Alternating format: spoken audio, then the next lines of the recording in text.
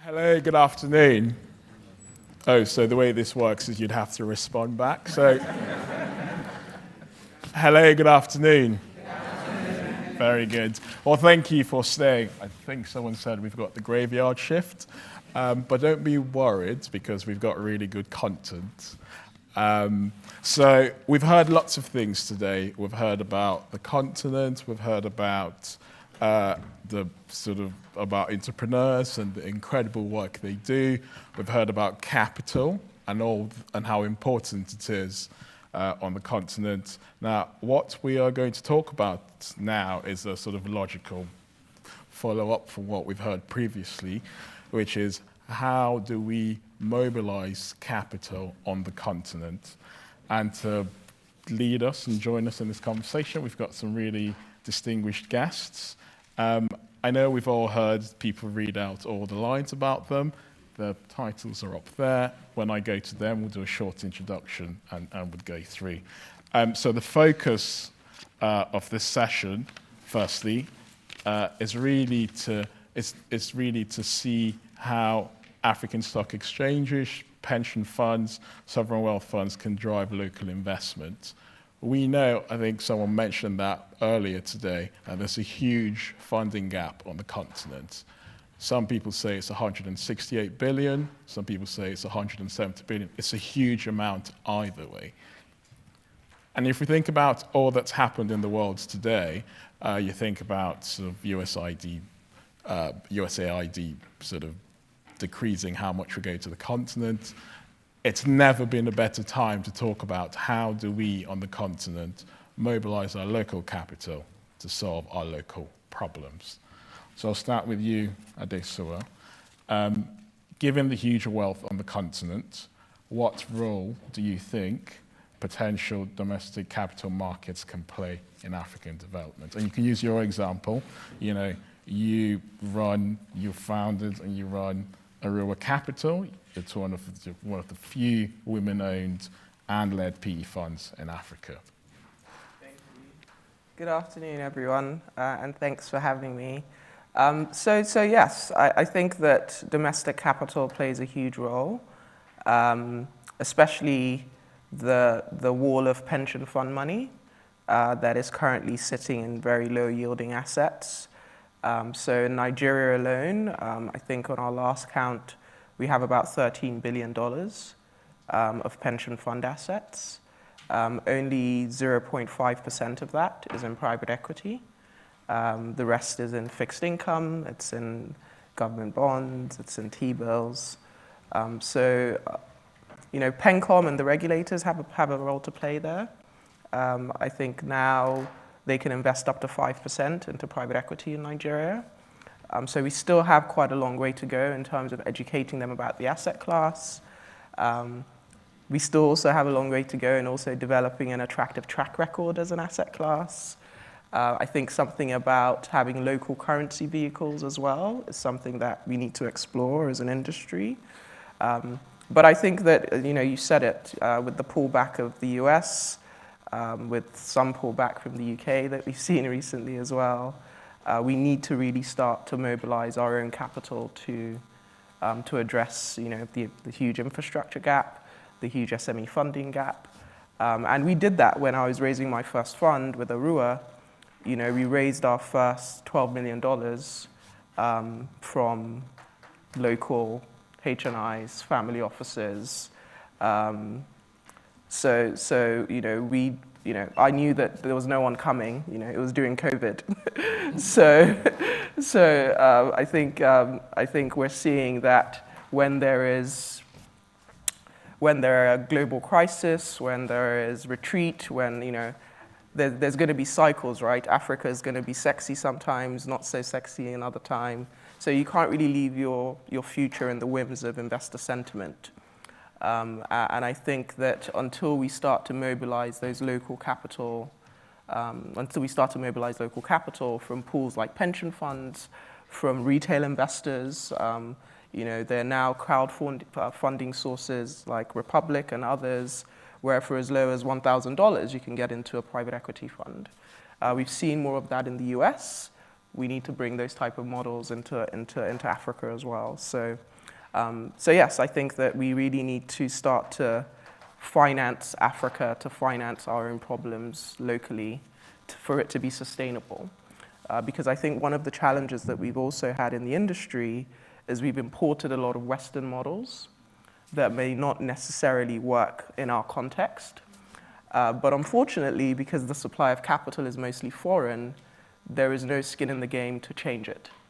So until we start having local supply of capital, we're going to keep on doing the same thing and expecting different results.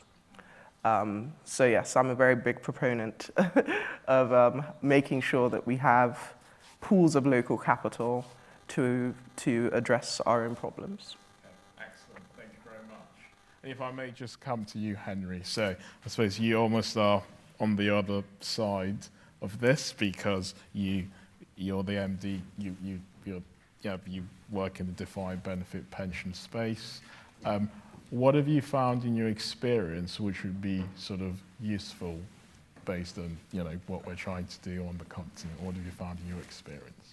Yeah, well, firstly, it's a pleasure to be here, and I guess if you look at my job title, you'll probably realise that I'm not an African expert, so you're probably wondering what I'm doing on this panel. But I guess what I can share is some perspectives from the UK market, and actually it's really interesting because you're probably all aware the UK is going through its own challenges in terms of raising capital particularly into SMEs. And I think if I look at it from a defined in fact, even pensions more broadly, not just defined benefit pensions, if we're talking about investment in private capital specifically, one of the things that drove that originally was basically a low interest rate environment. So UK funds invested when interest rates were zero because they needed yield. In an environment where interest rates are high, your liabilities come down, so you don't need as much growth. But I think even more importantly, you can get 4 or 5% in cash funds. So the barrier to entry into private assets is just a lot higher. So you need to make these vehicles very attractive to an investor who doesn't actually need that level of growth to make it work effectively. So I think that's a challenge the UK has seen. Now you would have seen the Chancellor's announced a number of initiatives. I think the Mansion House Compact is one. And I think the challenge is it's difficult to mandate schemes to invest in private assets, but what you need to do is encourage them and create opportunities in the market for them to do that. So one of the things that's happened in the UK is that a number of schemes have come together and committed to invest in at least 5% in private capital, specifically private equity. And then again, and although they're not making that UK specific, I think the idea there is a rising tide lifts all boats. So if you make that an asset class ambition and you allow the schemes to invest more broadly, that can then influence them investing more in the domestic market. So I think that's something that Africans can learn from. I think, again, in my limited knowledge of the African pension system, I think only 3% of assets are invested in private markets. So, there is a huge wall of capital that can be deployed. But it's, a lot of it is, I think the point that Dewisa made was around most of that's invested in lowly yielding assets such as bonds and equities. But the reality is, as these pools of capital, as these pension schemes and so on are getting bigger, they'll need to diversify. So in order to diversify, just purely from a risk management point of view, as well as from a growth perspective, they'll need access to these vehicles. I think and again, we may come onto this later on around some of the risks, but I think there's an education piece that's involved there as well. So as well as the return and the risk, it's deployment, it's making sure the vehicle's right, it's really aligned into the investment's goals because, again, a lot of these vehicles have long lockups. So from a UK investor's perspective, that may be 10 to 12 years. I don't know if it's similar in Africa, I expect it is, but it's really aligning those risks and ambitions with the end goal and the end impact. So there's an education piece required there as well. But again, I don't think that problem is unique to Africa. I think that's a global problem, which a number of institutional investors are battling with. Okay, no, thanks very much. So 2 things stand out from that. So first, you've said the sort of education piece, but also this knowledge of the government sort of making it attractive for the pension funds to invest, like you said earlier, Adesso. And I think that brings us to you, Vish, because you're the country managing partner for PwC in Ghana. You've got an interesting view because you've almost got behind the scenes view of all the big sort of industry players. What have you seen in your time in terms of what they've done to sort of mobilize domestic capital, the companies who've done rather well, who you've worked with? Yes, first of all, good afternoon, everybody. And I think that just like colleagues on the panel have said, it's been quite a difficult journey and a balancing act, because yes, there are pools of funds available, but the education piece, I think, refers, at least from my experience, mostly to the regulators, right? Because the regulators are trying to keep a lid on or to direct where funds ought to be deployed based on their own understanding of how things should work. And that sometimes does not align, not sometimes, a lot of the time does not align very well with what the entrepreneurial vision and approaches of business people actually are. So the few that we've seen actually succeed have actually been more through the capital markets, where there's a quite well laid out and defined structure with rules around it, etc. And even then, that's kind of been just one or two. Most of the investment that we've seen coming, or private capital coming into businesses has been, to be fair, a lot of it has been from offshore. So the domestic financing piece is still lagging behind quite significantly. And I think there's still a lot of work to be done there. In Ghana, for example, and I'm sure David here will give more detail on that, we also have a large pool of pension assets that are looking for a good place for investment. But they're constrained by the regulation and the rules. So that kind of directs the capital to those low-yielding fixed income, generally government bonds, etc. So I think from an entrepreneur's point of view, it has been difficult, but I think there's a knowledge piece that needs to build up and build up quickly, not so much from the private side, but more from the regulator side, so that they can free up the capital to go where it can be best used. Interesting. Thank you very much. So you've talked about sort of the private capital side of things, but also the importance of the domestic capital markets. And I think that brings us very nicely to you, David, because obviously you're the founder of the IC Group, spanning asset management, investment banking, and brokerage businesses all across the continent. What's your experience been? What are your thoughts on domestic capital markets as a catalyst for growth? So I feel a bit guilty because our business in Ghana, our asset management business in Ghana is the largest pension fund manager, so I feel a bit guilty being lambasted on both sides. But I'm much more optimistic in the sense that I think for domestic capital mobilization, there are two things that need to happen. One is capital formation. And capital formation largely has been solved in most countries across the continent to different extents.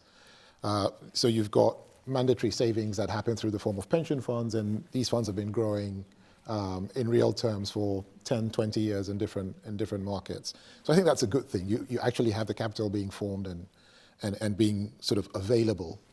One of the things that we don't talk about is the big elephant in the room, which is the macroeconomic conditions when it comes to forming capital and allocating capital. When you've got some markets where you don't have macroeconomic stability, it means that the real returns don't compound as quickly. It also means that you have to be extremely cautious in how you allocate that capital. And you also have, therefore, public sector financing requirements which gobble up a lot of capital. These things hinder the ability to deploy, in addition to the regulatory constraints. Then when it comes to capital allocation, I think that sort of develops a bit more organically. You have people who need capital, people who have capital, you've got regulators, and you've got the capital allocators. The capacity of each of these pockets to structure domestic financing in a sensible way that makes sense doesn't happen overnight.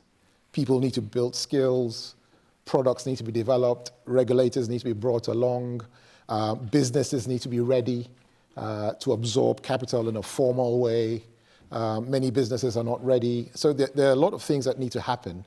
We've seen it happen in all these markets, in Nigeria and Kenya and Cote d'Ivoire and Ghana, the markets that we're focused on, where to different levels, the markets are evolving, they're developing, they're becoming more sophisticated, products are being introduced, regulators are being educated.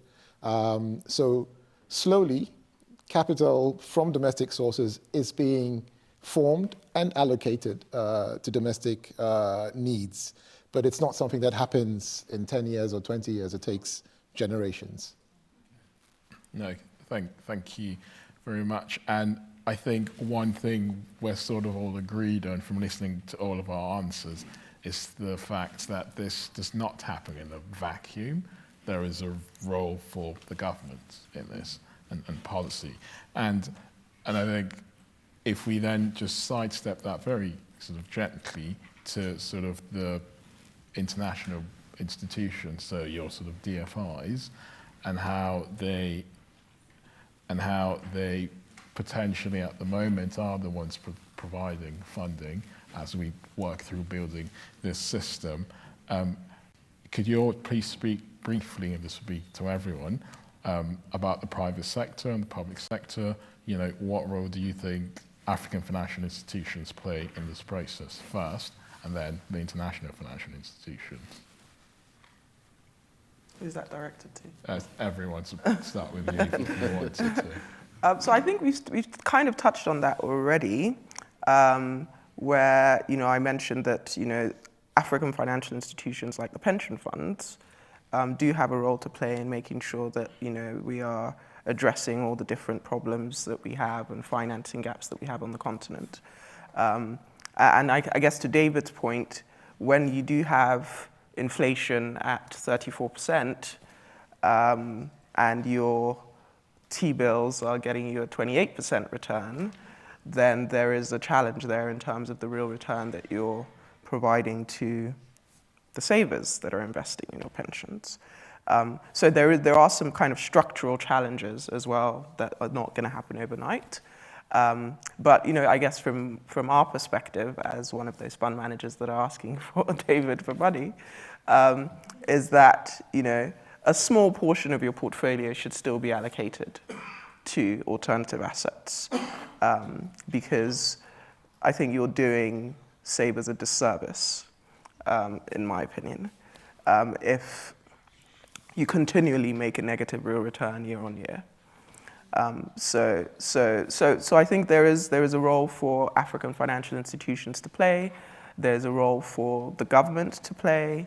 There is a role for regulators to play. In Nigeria, that's PENCOM, where we all need to kind of come together and design vehicles. And I think that has started in Nigeria.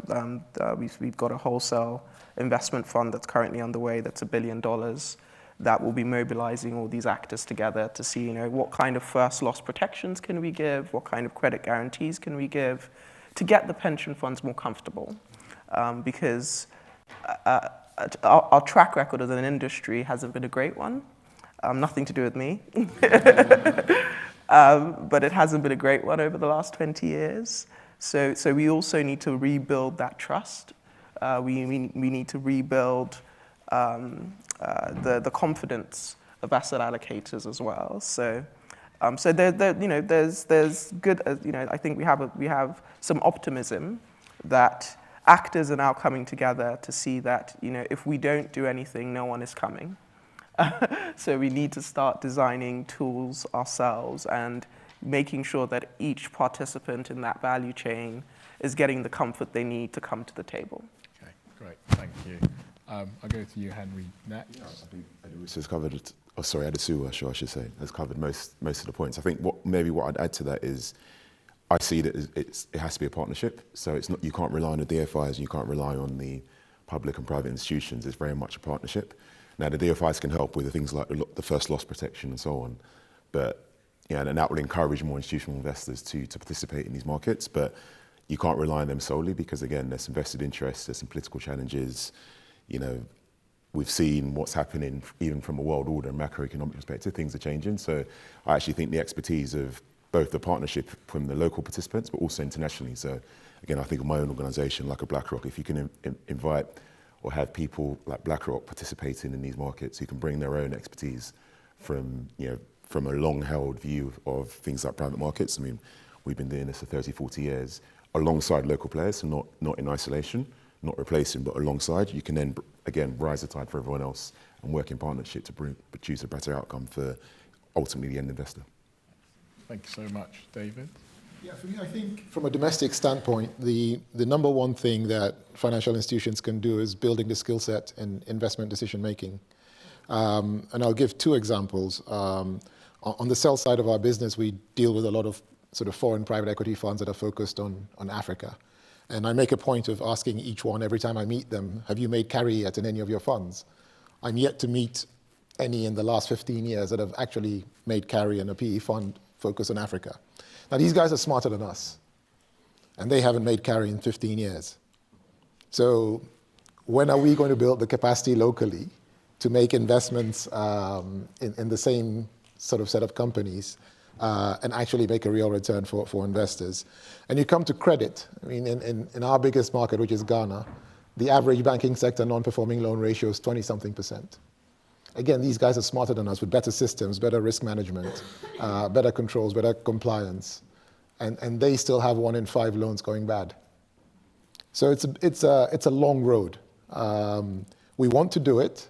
It's our intention, but we don't have the skill set yet, and we're building it very slowly. Great, thanks so much. So I think you've touched on the potential solutions, and that's our next question, but we'd hear from Vish first. So, I think it's like everybody has said, it's about skills and knowledge transfer, really. Where the DFIs could come in is, again, going back to the discussion on the previous panel, is to help to accelerate the process and maybe to act as catalysts. Because actually, when you're talking about African markets, and I know some of the DFIs are African, but you can't get better knowledge than the people on the ground, so to speak. Now, that partnership, if it works well, I think is where the DFIs can really add to the narrative and to the outcomes, because with the experience that they have and the leverage that they have, they can act as catalysts. But we need to do so in a very targeted manner, because the landscape is actually fraught with risks, and I think the people who can really help you to overcome those risks are the local investors themselves. So we need to have some skin in the game. We can't expect the DFIs to do it alone, but then again, we do also need to get the balance right in terms of partnering with them to actually upskill everybody to get the desired outcome. It's quite a delicate balancing act. Great, no. Thank you so much. I think everyone's talked about this sort of skill shortage. And that brings us very nicely to our next question. So we've sort of talked about the problem and we've sort of described it. Now imagine that Father Christmas has come early and he's come up to you and he said one thing. So what is the one key issue that you're facing right now? And what is the one thing he can do which will fix it for you? Just one thing. 1 minute per person, if that's okay, and hopefully you can take some questions if you have enough time. So I'll start with you, David. Sure. So we talk about skills. To actually have the capacity to develop those skills, you need scale, because scale means profits. Profits means the ability to actually grow the skill set properly. And the real problem with developing scale in many of these markets is that they're fragmented and they're subscale, each and every one of them. You talk about capital markets, every country in the world thinks, or every country in Africa thinks they need a stock exchange.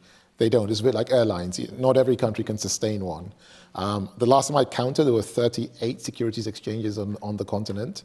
None of them, apart from South Africa and Egypt and Morocco, have sort of the scale required to be a standalone, even Nigeria, to be a standalone stock exchange. I know there are people developing the linkages project and so on, and that will be a good thing. But that is, for me, the fragmentation of our markets, the fragmentation of our regulations and regulators. You want to develop a product that ties in the 1 billion, 1.2 billion people that we're talking about. You'll need licenses in 50 countries to make that happen. You focus on the top 10, you'll still need about 15 licenses to make that happen. It's really, really difficult without scale to develop the skill sets that we're talking about. So fragmentation and breaking down of regulatory barriers. Great, thank you. Next person, Henry, do you want to go? Yeah, sure.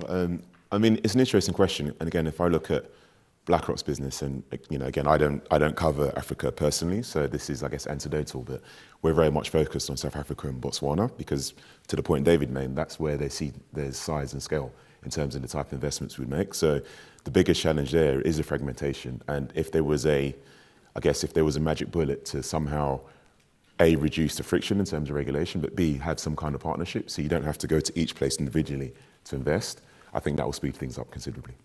Great, thank you.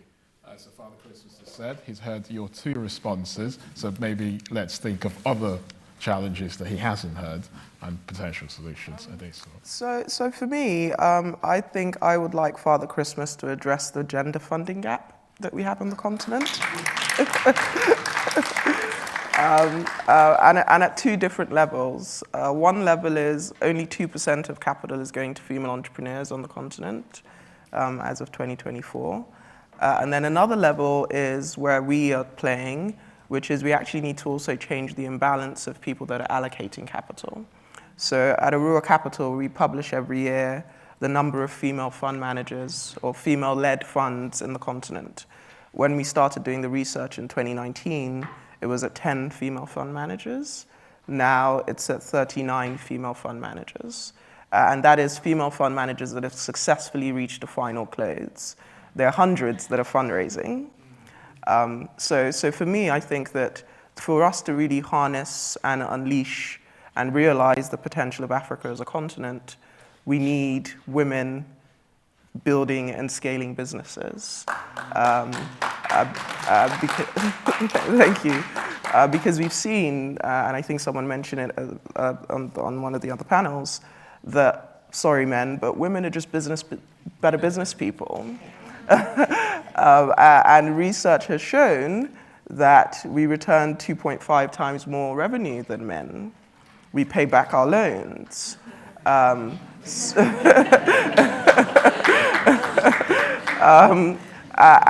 from a kind of society perspective, when a woman is financially independent, she's reinvesting 90% of her income into healthcare, education for her children. So we strongly believe, and our thesis is actually centered around this, that until we unlock the potential of women as managers, founders, consumers, there's a $15 trillion female economy. Women are making 85% of purchasing decisions in the households. The informal economy in Africa is $1 trillion. Guess how many percent, or the percentage of women in that informal economy? Over 90%. So there's something about African women and the potential of that being unlocked that we see as probably the last asset class that is worth exploring. So my magic wand would be to address that funding gap. So my request would be around the macroeconomy and the role of government. And I would like government to stick with the business of government and get out of the business of business, because in so doing, I think it would free up a lot of capital, domestic capital, for trade intra and across borders.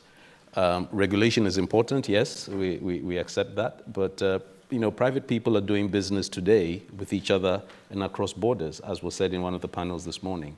But we're significantly hindered by government always coming into the market and sucking up capital that could otherwise be deployed for, at least in my view, better use. And so if government could stick to what it does best and allow the private sector to do what they do best, I think that flow of capital could inure to the benefit of the entire continent. Okay, great.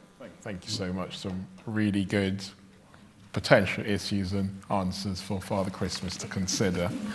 And then just our final sort of set of questions. So obviously we are at Oxford University, there are lots of young people, and dare I say not so young people around, but if you were sat over there sort of today, what do you wish someone would have said to you who sat where you are today? Be patient. Okay. So do you want to go first? Yeah, so what I would say to my younger self is be patient. Things take time. Don't expect everything to happen so quickly. Because I remember I wasn't in Oxford, I was in a better University, Bristol. And I was so eager to, be successful and, eager to make my mark on the world and eager to, write, the story. But I would say that, be patient. Things take time. You're gonna experience delays. You're gonna experience disappointments. You're gonna experience setbacks. And it's really just understanding your purpose very, very fundamentally and very clearly. It shouldn't be about money. If it's about money, you quit because it's going to take a lot of time. So it should be about how are you impacting people? How are you leaving a mark that is bigger than you? Because I think in those moments of disappointment, it took me 8 years to raise my fund, by the way. In those moments of disappointment, what keeps you going is that it's going to motivate someone that looks like you. It's going to impact someone that you don't know. So you have to keep going. So I think that would be my message. It's just be patient, be resilient. There's going to be a lot of delays. There's going to be a lot of disappointments. But just anchor on that purpose and try and make that purpose bigger than you. And it will fuel you in those very difficult and sad moments that will come.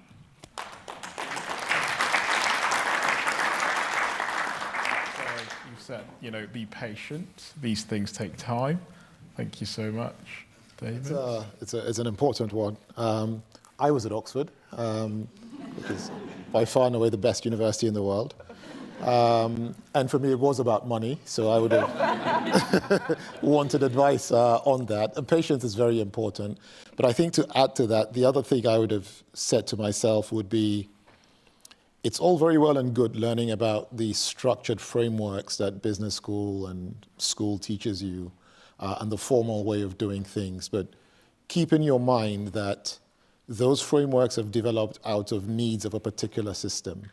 And not only is Africa a different system, within Africa there are over 50 different systems. And within those 50 different systems, there are millions of nuances that you need to navigate. So whatever it is you want to focus on, if you're brave enough to go back, and that's not a given, but if you're brave enough or foolish enough to want to go back, make sure you really take your time to understand the specific context in which you're going to operate and adapt the learnings that you have to that context without trying to impose it. That would save you, in my opinion, a lot of time. So be adaptable. So be patient, be adaptable. Thank you. Henry?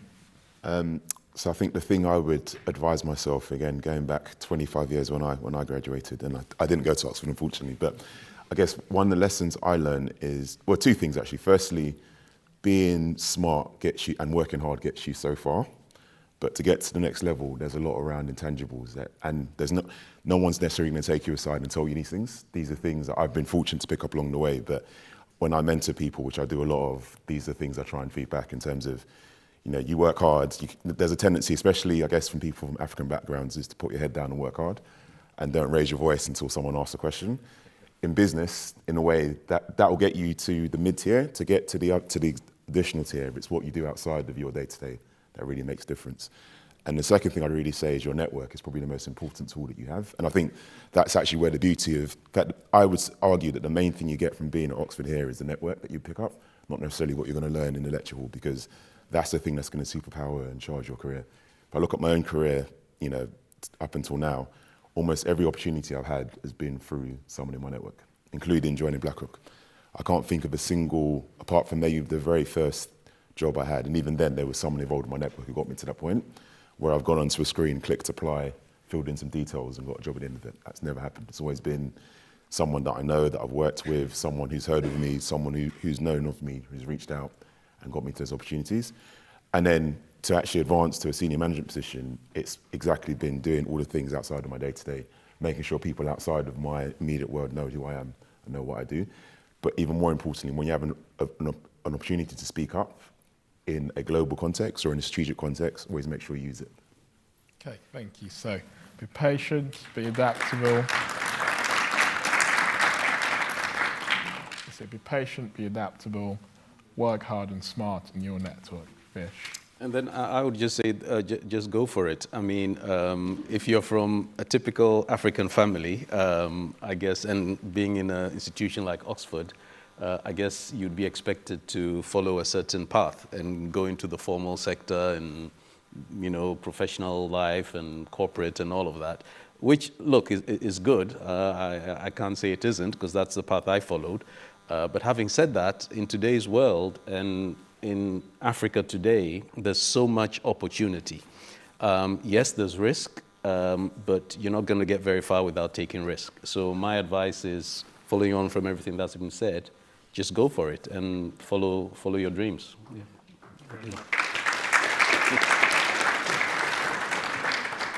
So just to summarize, we've heard lots of things, but if we remember 4 things today: be patient, be adaptable, work hard, smart to your network, and just go for it. Thank you very much. Thank you.